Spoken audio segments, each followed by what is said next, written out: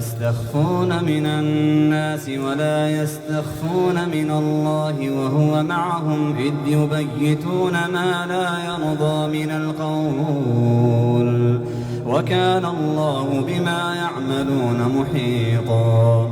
ها أنتم هؤلاء جادلتم عنهم في الحياة الدنيا فمن يجادل الله عنهم يوم القيامة أم من يكون عليهم وكيلا.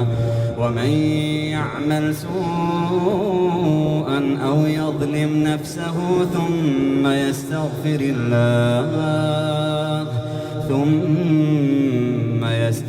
الله يجد